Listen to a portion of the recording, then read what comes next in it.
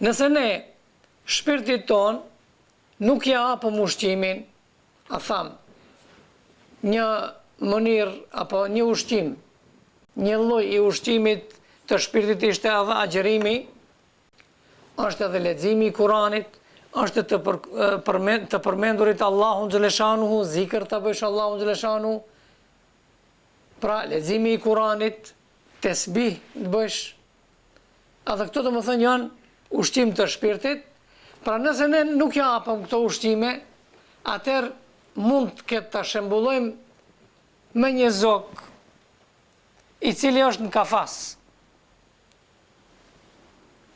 Normal, jo për atinve zogjve që janë të lindur atij, po nëse e marrën për shembull, është i lirë, është mësuar domethënë të cingrojë jashta natyrë, edhe pastaj ti çka bën, e merr edhe e mbyllën kafas. Çka do të bënte ai aty?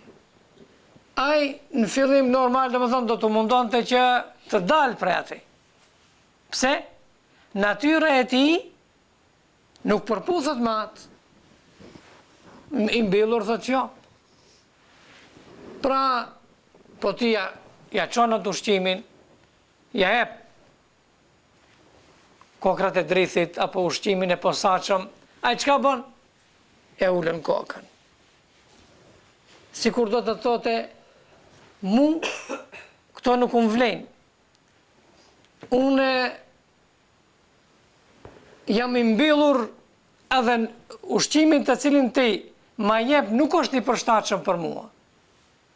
Pra më liro mu, ma jep ushqimin tim e cila përputhet me natyrën time, unë atëherë pajtohem. Edhe do të cingroj atëherë. Pra,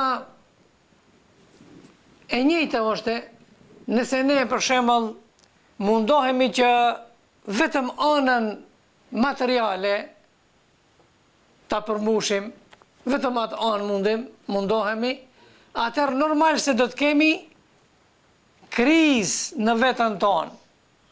Pse? Po ti mos haro se në veten tonë do e ke edhe shpirtin. Shpirti atëherë është i vetmuar edhe i mbyllur. Ai vazhdimisht shkon të u dobësu. Edhe normal pastaj paraqiten edhe krizat. Krizë psiqike, mundtese, krizat ndryshme paraqiten, smundje. Pse? Se nuk e ke dhënë atë ushqimin e duhur, nuk e ke lënë të lirat. Prandaj Allahu xhaleshanuhu në një ajet kuranor thot: "Ela bi dhikrillahi tatma'innul qulub." Vëreni, dëgjoni, me të përmendurit të Allahut zemrat qetësohen. Pra zemra e njeriut, shpirti i njeriut ka nevojë për Allahun xhaleshanu. Ka nevojë për të përmend Allahun fuqiplot. Nëse ti nuk e jep atë, ajo ndjen një mungesë të madhe.